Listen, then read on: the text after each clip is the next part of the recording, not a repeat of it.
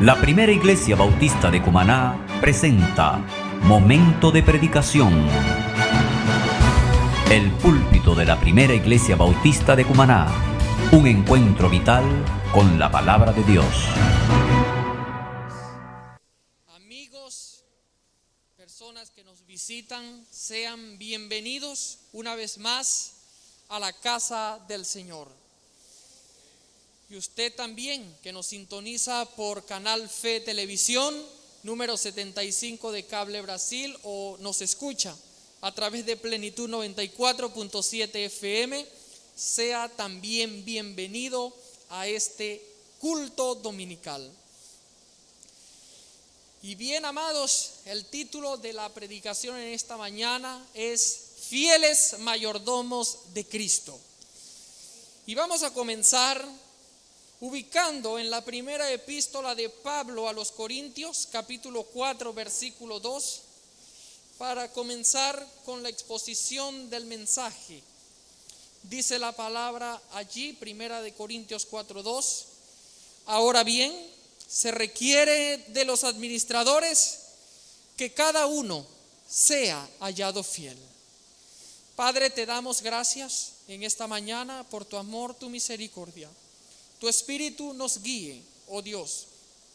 Padre, edifícanos por medio de tu santa palabra, que amoldes lo espiritual a lo espiritual y que te demos a ti la honra y la gloria debida a tu nombre. Te lo pedimos en los méritos de nuestro Señor y Salvador Jesucristo. Amén y amén.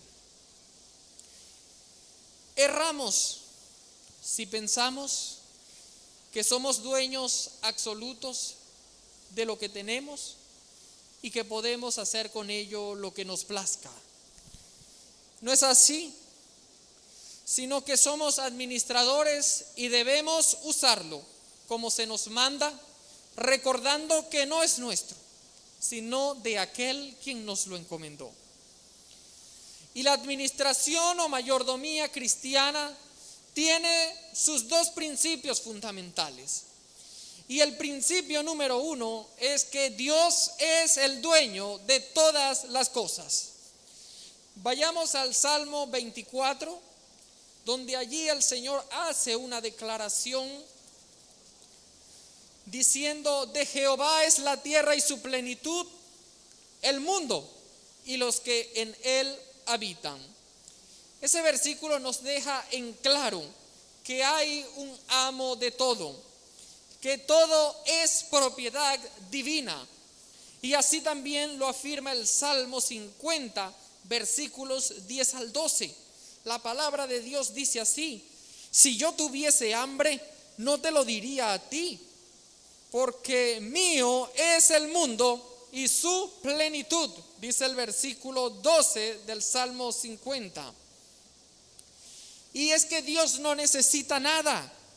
Él lo ha creado todo y es dueño de todo. También en Éxodo 19:5, si buscan allí, pueden ver que el Señor dice: mía es toda la tierra. Y eso hace resaltar la supremacía que tiene Dios, su soberanía, desechando toda pretensión de cualquier dios pagano. Mis amados hermanos, mía es toda la tierra, dice el Señor. Asimismo, cuando vamos a la epístola de San Pablo a los Colosenses, capítulo 1, versículos 16 y 17, es un versículo bastante conocido, el cual nos dice que todo fue creado por medio de Él y para Él. Todo fue creado por medio de Cristo Jesús, quien es Dios, y todo es para Él. El Señor es quien sustenta este universo. Él es el que preserva el equilibrio de su creación. Y con todo esto, ese primer principio de administración o mayordomía cristiana nos queda claro: que Dios es el dueño de todas las cosas. El segundo principio de mayordomía cristiana lo podemos dilucidar de algunos pasajes bíblicos. Y este segundo principio nos dice que el hombre es el administrador de las cosas creadas por Dios. Vamos a remontarnos al libro de Génesis, el libro de los comienzos, para observar en el capítulo 1, versículos 26 al 28, las palabras que Dios allí establece. Dice así: entonces dijo Dios, hagamos al hombre a nuestra imagen, conforme a nuestra semejanza, y señoree en los peces del mar, en las aves de los cielos, en las bestias, en toda la tierra y en todo animal que se arrastra sobre la tierra. Y creó Dios al hombre a su imagen, a imagen de Dios lo creó, varón y hembra los creó. Y los bendijo Dios y les dijo: fructificad y multiplicaos, llenad la tierra y sojuzgadla, y señoread en los peces del mar, en las aves de los cielos y en todas las bestias que se mueven sobre la tierra. Aquí hay unas palabras claves que podemos observar en estos 3 versículos leídos, que son señorear y sojuzgar. El hombre fue la única creación de Dios que fue hecho a imagen y semejanza de Él, de su Creador. Y Dios lo puso a señorear en toda su creación. Esa era la relación del hombre para con Dios. Dios, que acababa de crear el universo, creó también a su representante de esa creación. El hombre debía llenar la tierra y debía también supervisar la operación. Y algo aquí importante es que, como en todas las cosas vamos a tener que rendir cuenta a Dios, hay en el versículo 27 algo interesante que podemos ver, a lo cual también podemos hacer frente a las ideologías que hoy día imperan en la sociedad. Este versículo 27 dice: y creó Dios al hombre a su imagen, a imagen de Dios lo creó, varón y hembra los creó. Que incluso en la misma sexualidad el hombre tiene una responsabilidad. Tiene sus rasgos sexuales característicos bien definidos y sobre eso dará cuenta a Dios. Por eso es que hoy día en estos movimientos donde se trata de trastocar el orden bíblico, en el cual por medio de la ideología de género se quiere imponer que si yo me siento mujer, entonces yo soy mujer, estaríamos mal administrando esa sexualidad que Dios nos otorgó.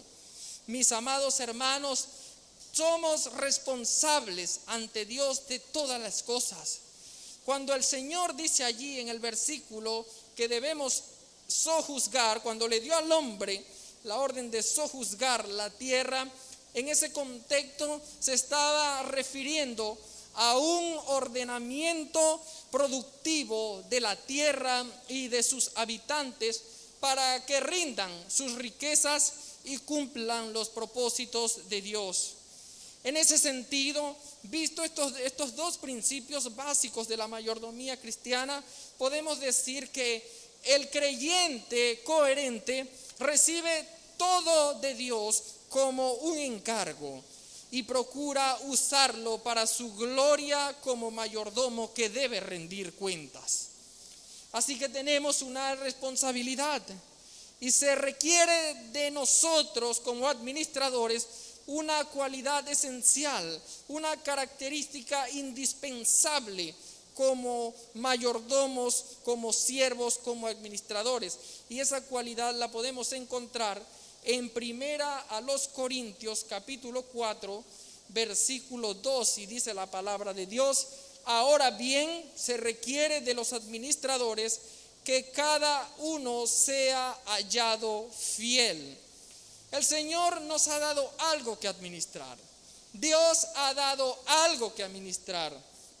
Y nosotros podemos verlo en que tenemos algún bien material, o también los creyentes tienen bienes espirituales, y todo ello debemos considerarlo como un préstamo de parte de Dios para ser usado con sabiduría, de manera tal que le demos a Él la respectiva gloria y honra a su nombre, porque eso es el propósito de todo.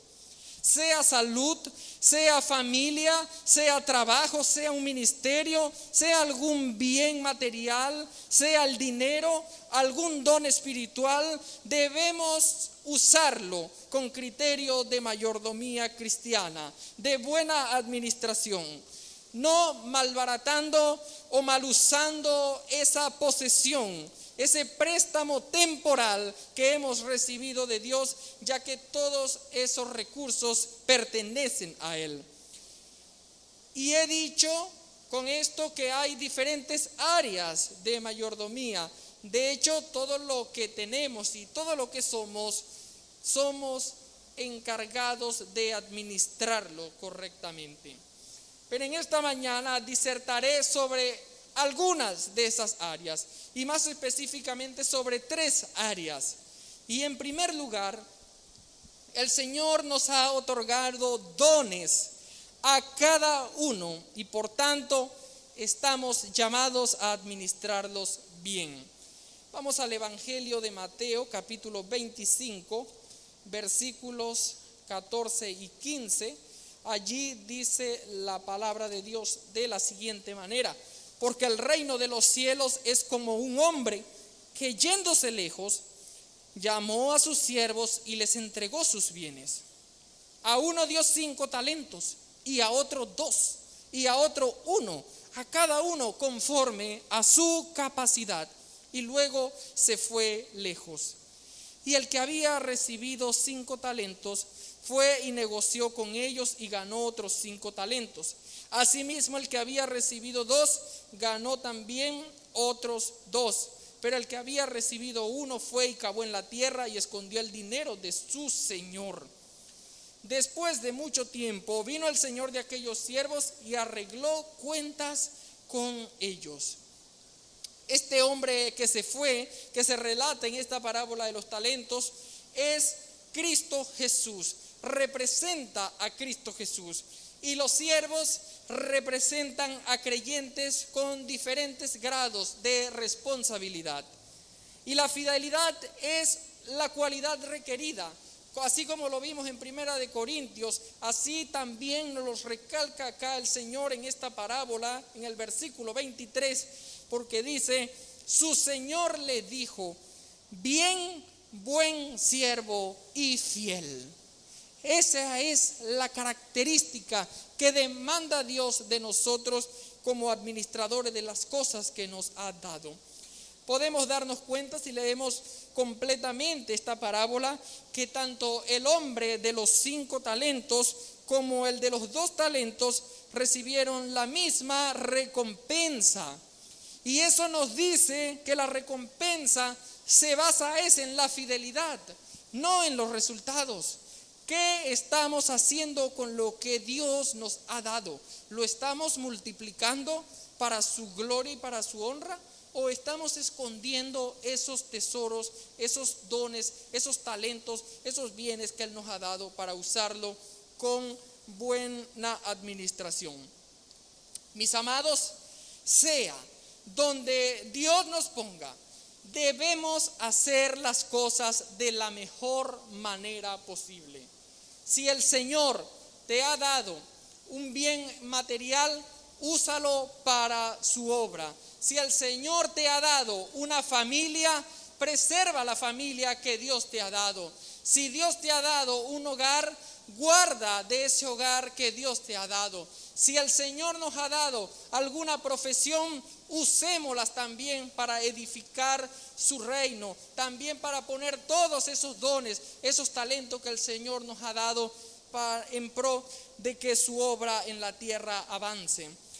Y es que hablando en este contexto de los dones espirituales, en Primera a los Corintios, capítulo 12, versículo 11, hay algo importante allí que el apóstol Pablo le está diciendo a los hermanos de la iglesia en Corintio, diciendo: pero todas estas cosas las hace uno y el mismo Espíritu, repartiendo a cada uno en particular como Él quiere.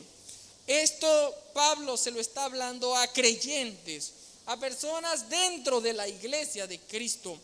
Y nos dice acá que la fuente de los dones espirituales es el Espíritu Santo. Y nos reitera aquí también, o nos hace ver, que esos dones no deben ser buscados, sino que deben ser recibidos por el Espíritu como Él quiere, lo dice la palabra. Así que, amados hermanos, en vista de ello, el versículo también 18 del capítulo 12 nos dice: mas ahora Dios ha colocado los miembros, cada uno de ellos, en el cuerpo como Él quiso. Vuelve una vez más a recalcar que es como Él quiere, no es como nosotros queramos.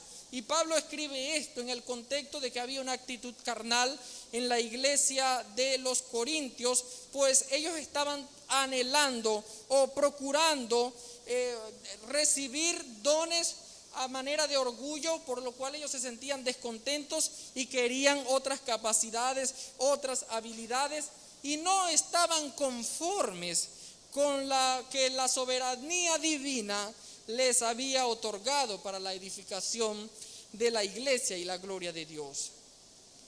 Y tal vez usted no tiene un don que tenga mucha visibilidad dentro del cuerpo de Cristo, dentro de la iglesia. Tal vez no tenga un don de ejercicio público donde lo vean. Y también pudiese ocurrir el caso que los que tienen dones visibles tratan de empequeñecer a los que tienen esos dones menos notables y tal vez llegar a creerse autosuficientes. Y en ambos casos hay orgullo. En ambos casos la actitud es incorrecta. Unos que lo que quieren es figurar, que lo que quieren es que los vean, y otros que subestiman a los que tienen dones menos visibles. Pero mis amados, todos son importantes. Todos en el cuerpo de Cristo Jesús son importantes. Y el apóstol Pablo reprocha esa actitud de orgullo malsano y hace una analogía con el cuerpo, donde en los versículos 21 al 25, y lo voy a leer en la versión Palabra de Dios para Todo, dice así: el ojo no puede decirle a la mano, no te necesito. Tampoco la cabeza puede decirle a los pies, no los necesito. Al contrario, todas las partes del cuerpo, hasta las más sencillas, son muy importantes y necesarias. Y las partes del cuerpo que menos apreciamos son las que tratamos con más cuidado. Las partes que no queremos mostrar son las que tratamos con más modestia. Las partes más presentables no requieren que las cuidemos tanto, pero Dios ha unido todo el cuerpo de manera que las partes menos apreciadas reciban más honor. Dios lo hizo así para que nuestro cuerpo no esté dividido, para que cada parte del cuerpo se preocupe por cuidar de las demás. Mis amados, aquí está el ejemplo con esta analogía que el apóstol Pablo hace del cuerpo. Todos somos necesarios, todos nos necesitamos. El cuerpo es una diversidad unificada, y si nosotros no administramos bien el don que se nos ha dado, sea visible o no dentro de la iglesia, igual vamos a tener que rendir cuentas al Señor. No puede decir el ojo a la mano, no te necesito.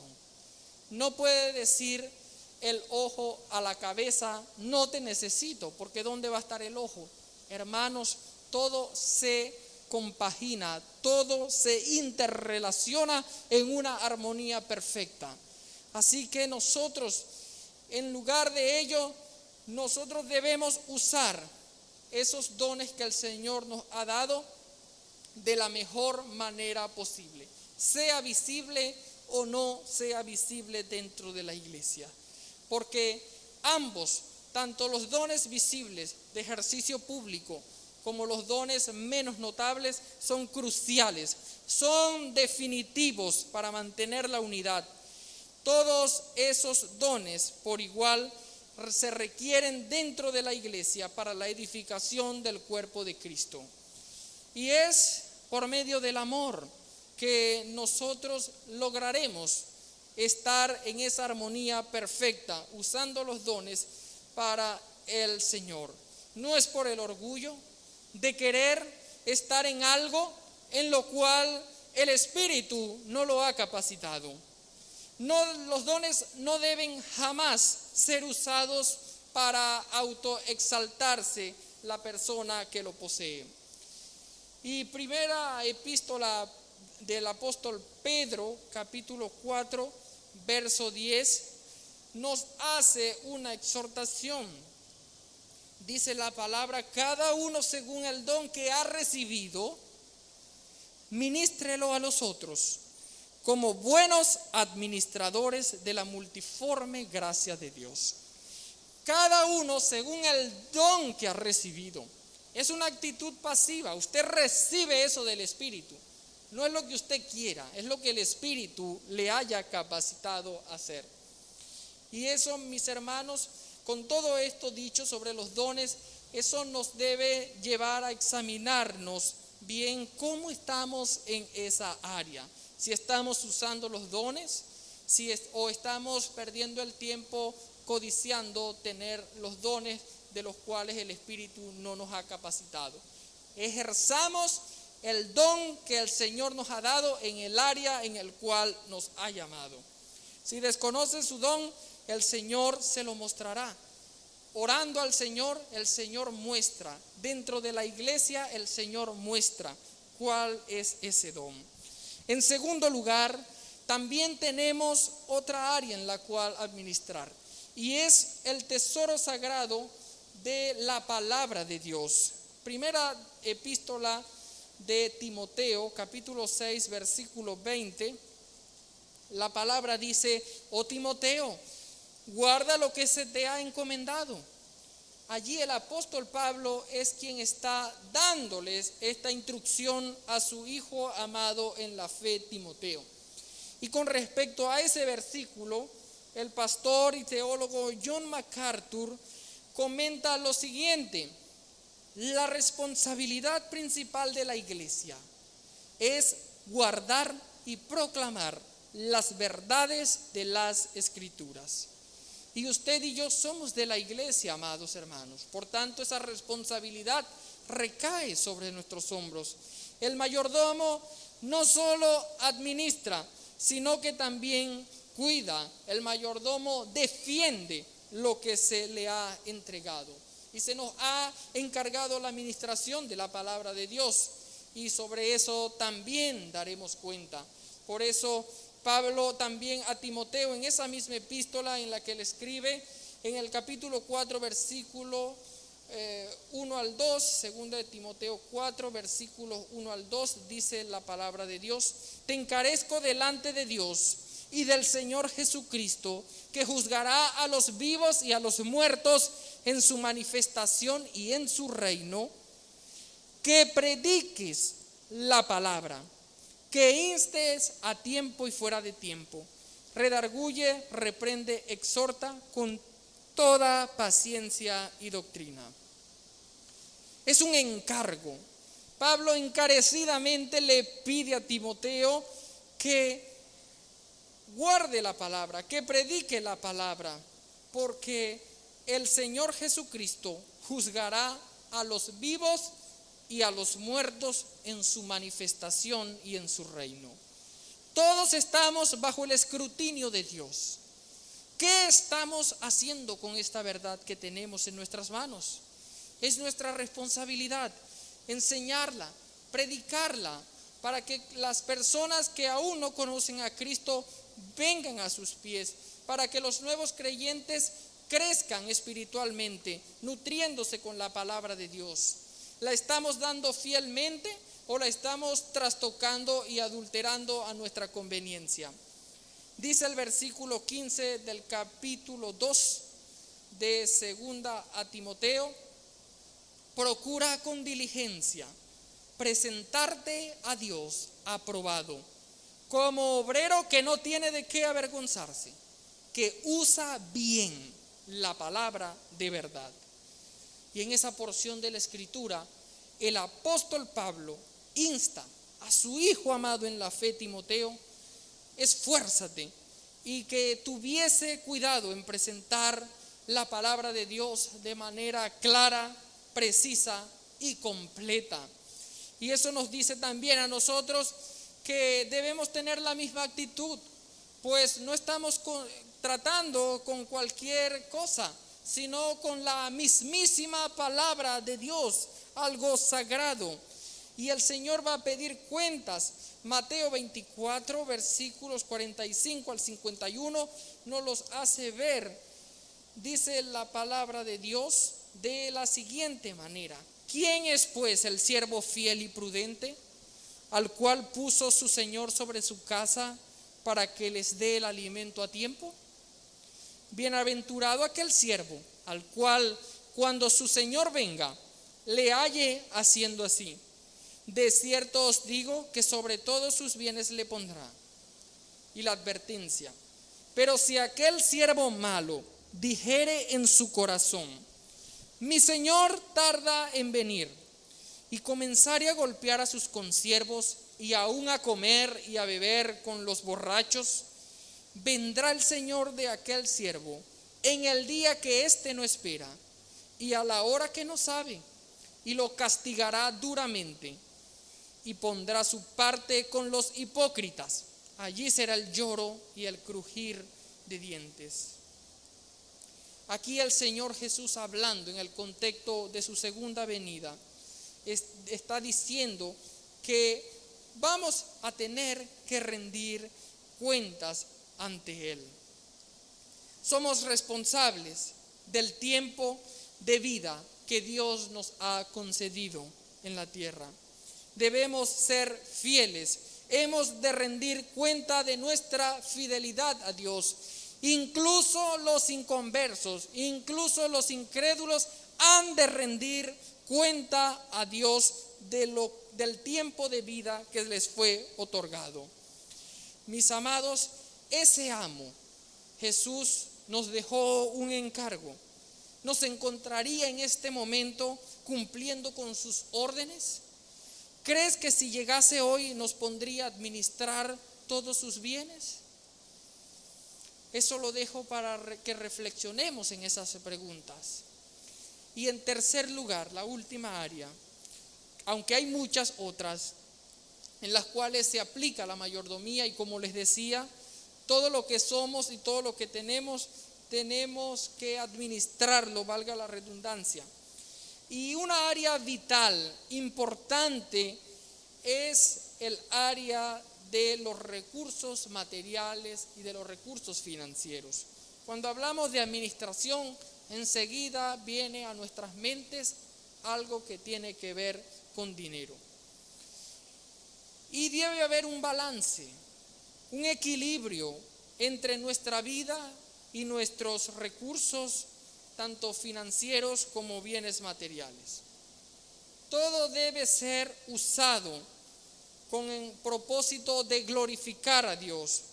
Deben ser usados para el sostenimiento tanto de su familia, a la que Dios le ha otorgado, como también para la obra de Dios. El Señor en su palabra nos da principios, nos da enseñanza.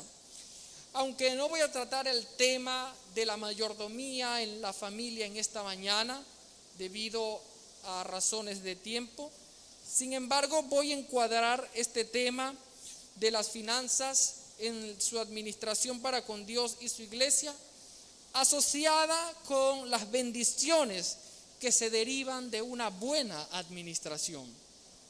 Hay muchas vertientes por las cuales meterse para hacer el estudio de la mayordomía en esta área, pero yo lo voy a hacer haciendo una correlación con algunos principios financieros que la Biblia nos enseña en sus páginas, lo cual a su vez nos va a dar a entender cuál es la manera correcta en que debemos usar las finanzas y bienes materiales.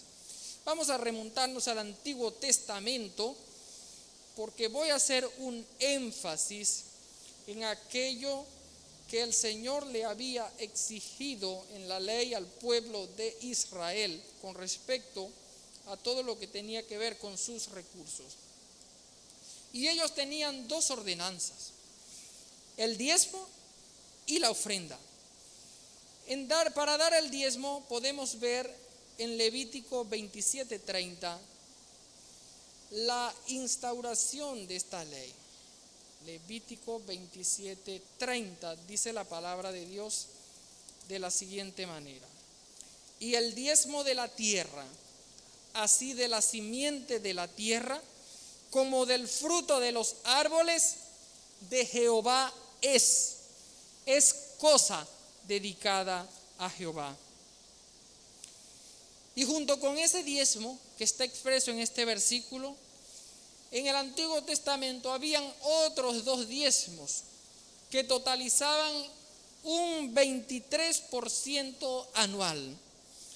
Y estos otros dos diezmos los pueden ver en Deuteronomio 14:22 y también en Deuteronomio 14:28 y 29.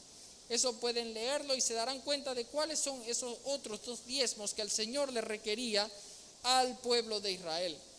Pero no solamente era el diezmo, sino también la ofrenda. En Éxodo capítulo 25, versículo 2, está escrito: di a los hijos de Israel que tomen para mí ofrenda. De todo varón que la diere de su voluntad, de corazón tomaréis mi ofrenda. Y veremos que siempre la actitud del corazón está involucrada en el acto de ofrendar. Aunque en el Nuevo Testamento no se expresa abiertamente el concepto de diezmo, sin embargo, para el creyente debemos estar conscientes que la ordenanza del diezmo es el mínimo irreducible como norma financiera para nosotros. Eso debido a que el pueblo de Israel se guiaba por la ley. Pero nosotros no estamos bajo la ley, sino bajo un mejor pacto, que es el pacto de la gracia. Si se ponen a meditar en esos pasajes del Antiguo Testamento, en los cuales les era ordenado al pueblo dar el diezmo y la ofrenda, ustedes notarán que todos esos recursos recaudados por medio de las ofrendas y de los diezmos eran usados en todo lo relacionado con la adoración en el templo. Nosotros diezmamos y ofrendamos por agradecimiento, así como Abraham lo hizo. Abraham, podemos ver ese episodio registrado en el libro de Génesis capítulo 14, pero para ponerlos en contexto y no leer toda la historia, vamos a ir al versículo 20. Dice allí: y bendito sea el Dios Altísimo, que entregó tus enemigos en tu mano, y le dio a Abraham los diezmos de todo. Abraham entregó a Melquisedec, rey de Salem, los diezmos del botín que había ganado en la batalla al norte de Damasco, cuando fue a libertar a su sobrino Lot, que había sido secuestrado. Abraham estaba agradecido con Dios y voluntariamente dio los diezmos. Esta es la primera mención que hace la Biblia respecto a los diezmos, de dar un 10%. Y algo importantísimo, aún no estaba establecida, no estaba dada la ley mosaica. Abraham lo hizo muchísimos años antes, de manera que esto es una actitud de corazón, parte del corazón, no es algo que nos deben obligar a hacer. Asimismo nosotros, por agradecimiento a nuestro Redentor, que por amor entregó su vida por nosotros, nosotros diezmamos para su causa. Muchas personas tienen la idea equivocada de que todos los diezmos y todas las ofrendas son para el pastor. Y eso no es así, amados hermanos.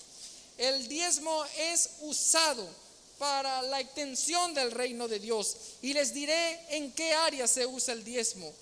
Fíjense ustedes que aparte de ser una manera de expresar nuestro amor y compromiso con el avance de la obra, estos se usan para el sostenimiento de los líderes y de los diferentes ministerios en las iglesias. En segundo lugar, para las misiones, tanto nacionales e internacionales. También son usados para la construcción de templos, también para ayudar en la iglesia a aquellos que tienen necesidad, etcétera, etcétera.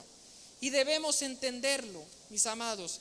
El diezmo es un acto, el diezmo y la ofrenda son actos de corazón, que si usted ama a Cristo, entonces también debe amar a su iglesia, debe amar su obra.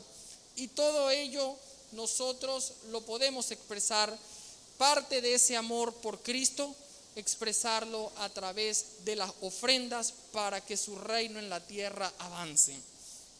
Aunque la iglesia no está atada a la ley del Antiguo Testamento, sin embargo, los principios que se nos dan en el Antiguo Testamento nos establecen patrones, dan ejemplos para la relación de nosotros para con Dios. Así lo afirma el apóstol Pablo en su epístola a los Romanos, capítulo 15, versículo 4. El apóstol Pablo escribe: porque las cosas que se escribieron antes para nuestra enseñanza se escribieron. Todo lo que está en el Antiguo Testamento es para nuestro beneficio espiritual.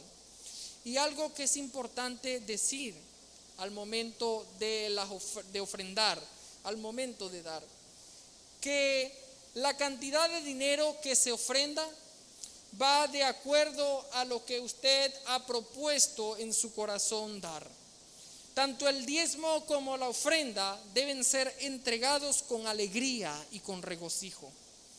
Si volvemos al Antiguo Testamento, el pueblo de Dios se le requería dar un 10% de sus ingresos, pero vemos que en ocasiones ellos daban voluntariamente otras ofrendas para varias obras de Dios, ofrendando así mucho más del 10% en su totalidad.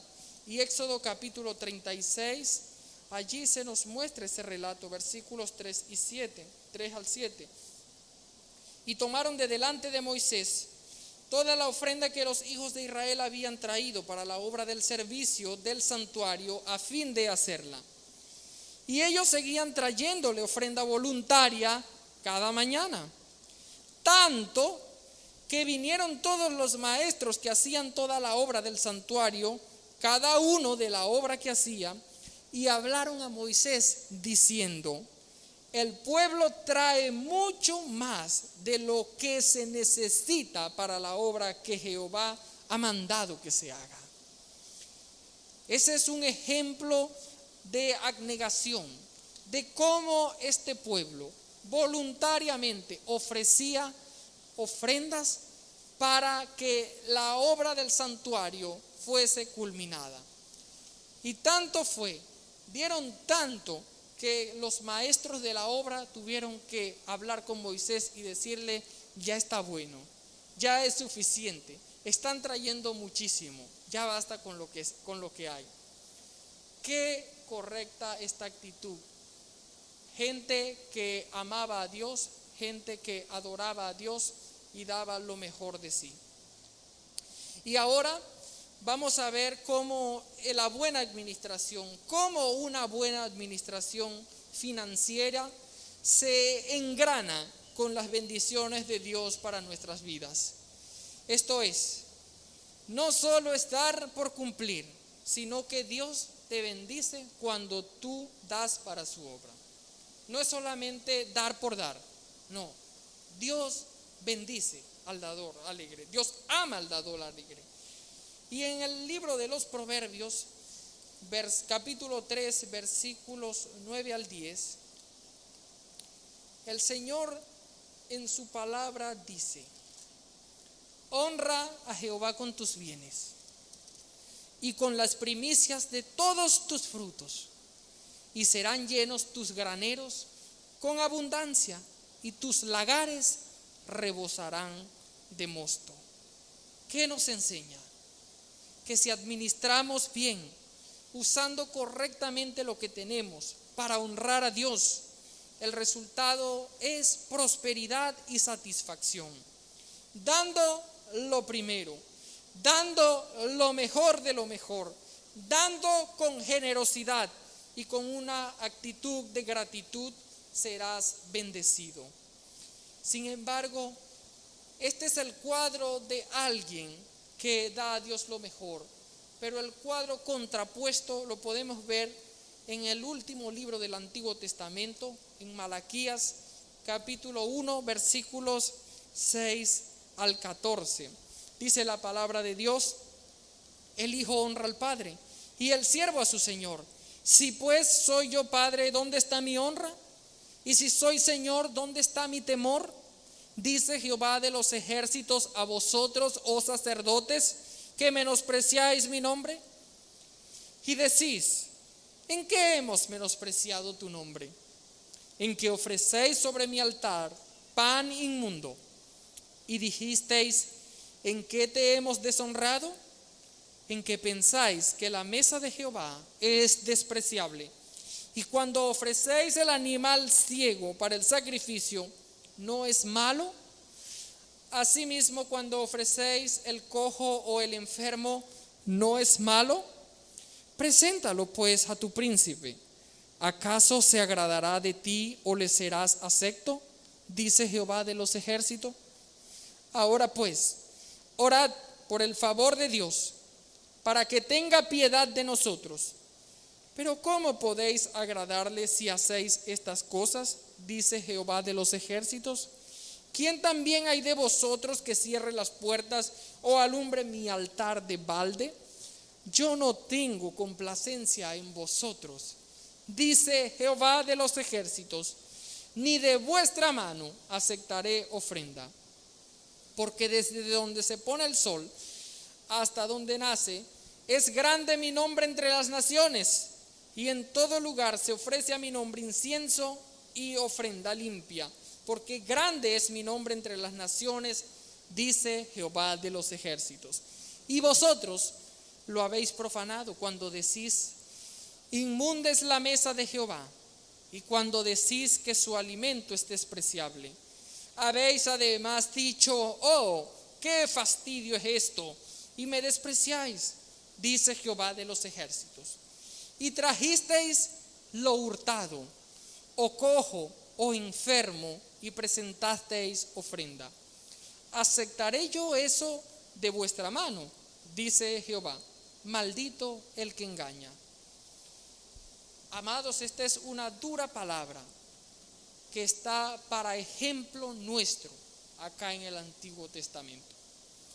El Señor se estaba dirigiendo a los sacerdotes, los que estaban encargados de la adoración a Él y que tenían que ser ejemplo para el pueblo en esa adoración. Pero en su lugar estaban dando el peor ejemplo de todos. Y el Señor arranca con esta reprensión y parte de una premisa diciendo: el hijo honra al padre y el siervo a su señor. Esto es una verdad axiomática. En función de eso dice: si pues soy yo padre, ¿dónde está mi honra? Y si soy señor, ¿dónde está mi temor? Dice Jehová de los ejércitos a vosotros. Es interesante cómo la frase dice Jehová de los ejércitos se repite tantas veces en estos versículos. Y en esta actitud de reproche que el Señor les está haciendo a los sacerdotes por haber menospreciado su nombre, acá podemos ver cómo era que su nombre estaba siendo despreciado. Ellos estaban ofreciendo ante el altar de Dios, llevando al templo lo peor que tenían. No estaban dándole a Dios su mejor ofrenda, estaban dándole lo que les sobraba, lo que ya no querían. Y eso lo podemos ver acá en el versículo 8. Y cuando ofrecéis el animal ciego para el sacrificio, ¿no es malo? Asimismo, cuando ofrecéis el cojo o el enfermo, ¿no es malo? Dios les había dado reglas claras al pueblo de Israel de cómo debían ser presentadas las ofrendas. Y en el libro de Levítico está todo esto expresado claramente. Y ellos estaban ofreciéndole a Dios animales defectuosos. No estaban ofreciéndole algo limpio, no estaban ofreciéndole lo mejor a Dios. Y Dios les dice: preséntalo pues a tu príncipe. Llévenle ese animal a sus príncipes, a ver si les va a gustar. Llévenle de eso que ustedes no quieren a su príncipe, a ver si van a ser aceptos delante de su presencia. Mis amados, ¿cuánto más con el gran rey debemos presentarle lo mejor? Dice el Señor en el versículo 10: ¿quién también hay de vosotros que cierre las puertas o alumbre mi altar de balde? Yo no tengo complacencia en vosotros, dice Jehová de los ejércitos, ni de vuestra mano aceptaré ofrenda. Lo que Dios estaba diciendo acá era: no hay nadie que mejor cierre ese templo y no se me presente nada. Si me van a presentar algo defectuoso, si no me van a presentar lo mejor, mejor cierren las puertas del templo, porque no voy a recibir esas ofrendas. Y eso nos debe llevar a nosotros a reflexionar. Cuando traemos algo al templo para Dios, ¿será que es lo mejor? ¿O es algo que nos sobra y que ya no queremos para nosotros ni en nuestra casa? Mis amados, a Dios no podemos engañarlo. No nos cansemos. Fue la actitud de estos sacerdotes quienes dijeron: oh, qué fastidio es esto. Ellos estaban ya haciendo las cosas por hacerla. Estaban presentando los rituales y sacrificios a Dios por hacerlo. Por ello, el primer animal que conseguían, ese era el que le ofrecían a Dios para salir del paso. Eso no debe ser así. Dice el Señor: y me despreciáis y trajisteis lo hurtado o cojo, ¿aceptaré yo eso de vuestra mano? La pregunta es retórica. Por supuesto que no lo va a aceptar.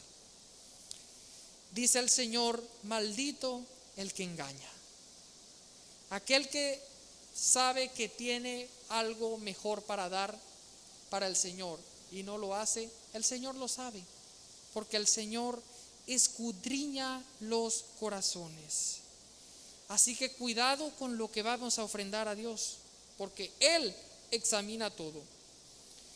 Por otro lado, en conexión, hablándoles, estos eran unos cuadros tanto de presentar a Dios la buena ofrenda, en usar los recursos y los bienes para la extensión de su reino, y este otro cuadro es en el cual presentamos algo a Dios de lo que nos sobra.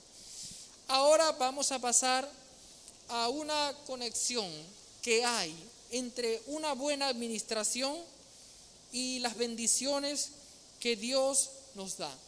Y eso lo podemos ver en el principio o ley de la siembra y de la cosecha. Allí en 2 Corintios capítulo 9, versículos 6 al 8, está expreso este principio. Segunda de Corintios 9, 6 al 8 dice la palabra: pero esto digo, el que siembra escasamente, también segará escasamente. Y el que siembra generosamente, generosamente también segará. Cada uno dé como propuso en su corazón, no con tristeza ni por necesidad, porque Dios ama al dador alegre. Y poderoso es Dios para hacer que abunde en vosotros toda gracia, a fin de que teniendo siempre en todas las cosas todo lo suficiente, abundéis para toda buena obra. ¿Ven el propósito de sembrar más? El apóstol Pablo está aquí usando un ejemplo de la vida agrícola. El que sea agricultor entiende esto muy bien. El principio es que usted va a cosechar en proporción a la cantidad de semilla que siembre. Aquí tenemos un examen decisivo. ¿Sembramos escasamente? ¿Contribuimos de esa forma? Mis hermanos, no erremos. Todo lo que el hombre segare, eso cosechará. Si siembras en miseria, cosecharás miseria. Pablo está enunciando esta ley en un contexto donde había una necesidad en los hermanos de la iglesia de Jerusalén. Y él está escribiéndole a los corintios, quienes se habían enterado de esta necesidad y habían quedado de acuerdo en contribuir para esta ofrenda. Y Pablo les dice que cada uno debe dar según crea que deba hacerlo. Eso también nos enseña que lo que usted siente en su corazón, en lo profundo de su corazón, eso es lo que debe dar. No es por obligación. Dios no quiere ni tampoco necesita que alguien le dé algo con tristeza. Él no quiere aquello que nosotros preferiríamos guardar para nosotros mismos. La siembra nace en el corazón alegre. La siembra nace en nuestro corazón. Por eso todos debemos dar, no por lo que alguien nos dice o conmueve a dar, sino según un corazón renovado. Si la mente decide, siempre habrán dudas. Y en la duda no se puede sembrar en abundancia. Siempre se sembrará con escasez. Demos en fe. Esa es la actitud. Dios nos exhorta a apoyar su obra con generosidad. Y es que Él mismo es el ejemplo de un dador excepcional, porque lo dio todo por nosotros al entregar a su único Hijo, Jesucristo, para morir en nuestro lugar y así nosotros poder ser justificados delante de su presencia, y aún más nos ha bendecido con toda bendición espiritual en los lugares celestiales en Cristo Jesús. En respuesta a eso, amados, deberíamos ser generosos también con Él.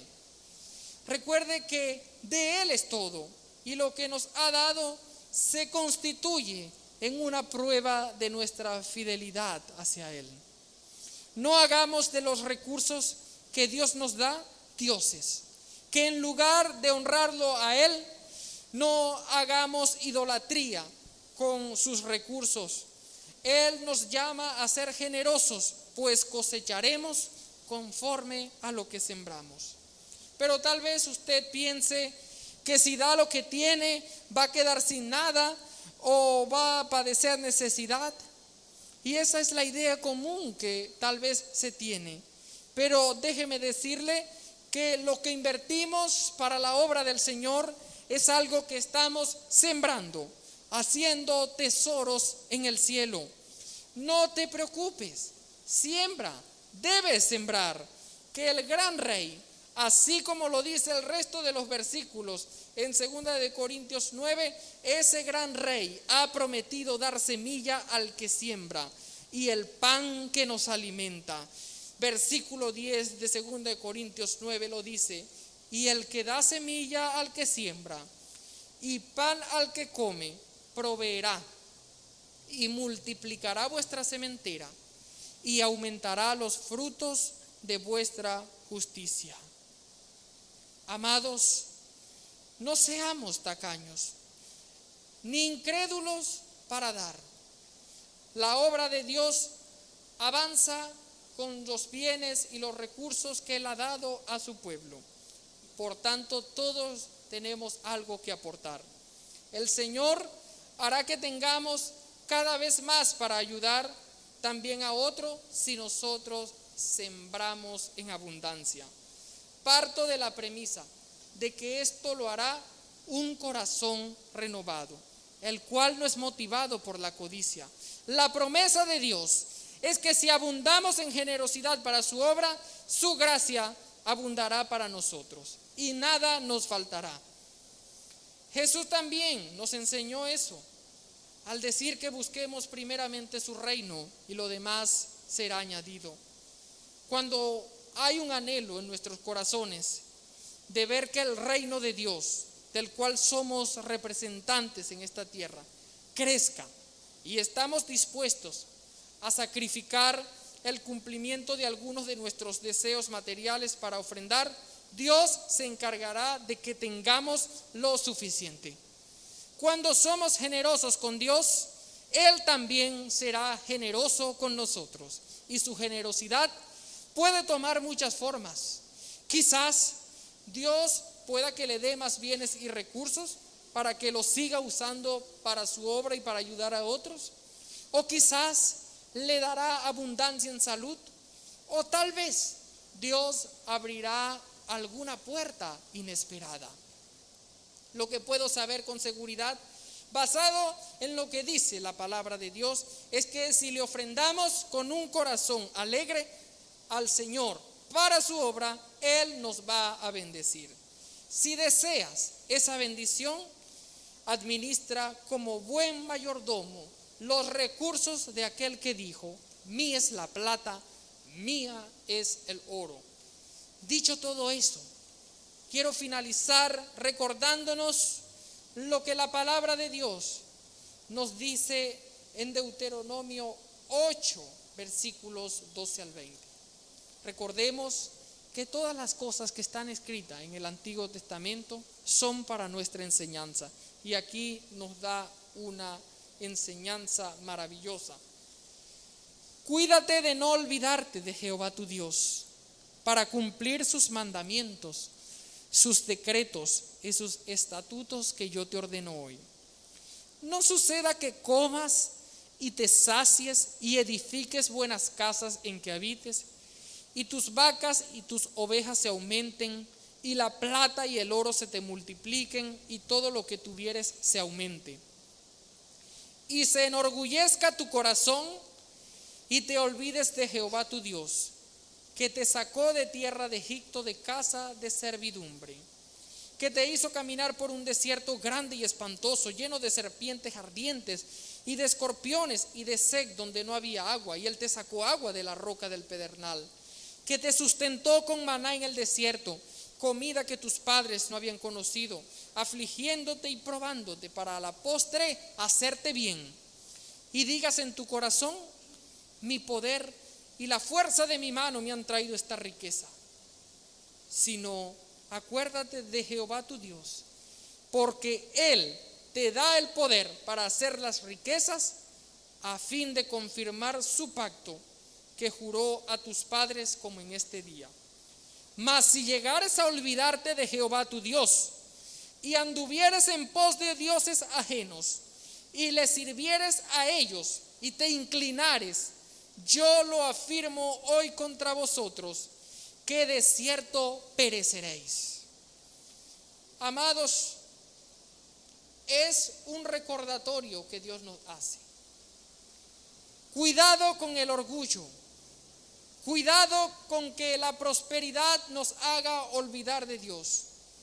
Cuidado con pensar que lo que hemos obtenido en esta vida es por nuestras propias fuerzas.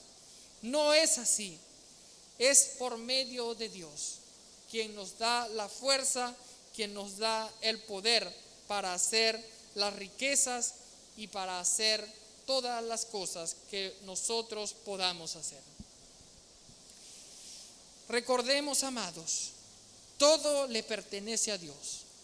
y nosotros somos administradores de todo lo que tenemos. El apóstol Pablo, en su epístola a los Romanos, capítulo 14, versículo 12, nos lo recuerda, nos alerta diciéndonos de manera que cada uno de nosotros dará cuenta a Dios de sí. Antes bien, todas las cosas están desnudas y abiertas a los ojos de aquel a quien tenemos que dar cuenta. También nos los exhorta el autor de Hebreos. ¿Estamos administrando correctamente todo lo que Dios nos ha encargado?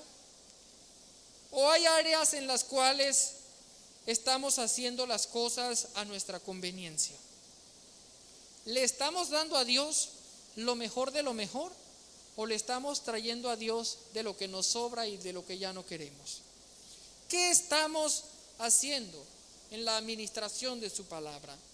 ¿Estamos llevando el evangelio a las almas perdidas? Con el dinero, ¿qué estamos haciendo? ¿Lo estamos malgastando en nuestros propios deleites o lo estamos usando para que la obra del Señor avance? ¿Estamos disponiendo de nuestros dones y talentos a su servicio o andamos perdiendo el tiempo codiciando por orgullo hacer lo que Dios no nos ha llamado a hacer? Mis amados, todas estas preguntas son para que reflexionemos. Que el Señor, por medio de su Santo Espíritu, nos ayude en esta responsabilidad de administrar fielmente lo que nos ha dado y que en aquel día, cuando venga y le tengamos que rendir cuenta, no seamos avergonzados, sino que escuchemos de su boca decirnos: bien, buen siervo, bueno y fiel. Sobre poco has sido fiel, sobre mucho te pondré. Entra en el gozo de tu Señor. Que el Señor nos bendiga rica y poderosamente en esta mañana. Puede ponerse de pie y vamos a orar. Padre amado, en el nombre de Jesús, te damos gracias porque tu palabra nos exhorta, nos reprende, nos corrige, y todo esto para edificación nuestra, por tu amor para con nosotros. Quieres, Señor, que seamos buenos mayordomos.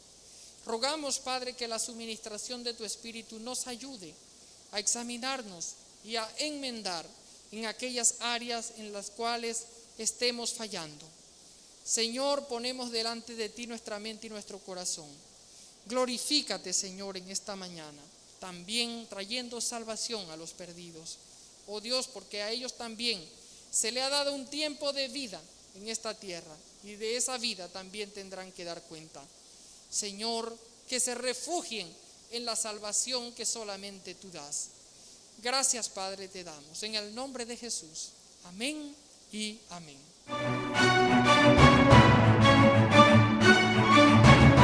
La Primera Iglesia Bautista de Cumaná presentó Momento de Predicación, un encuentro vital con la palabra de Dios. El púlpito de la Primera Iglesia Bautista de Cumaná.